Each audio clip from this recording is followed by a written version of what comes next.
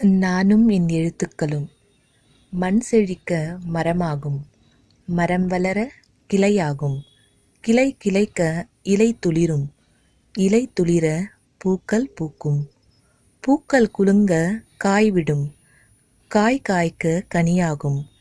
எத்தனை மகிழ்ச்சியடா இத்தனை வளர்ச்சியை கண்ட இயற்கைக்கு.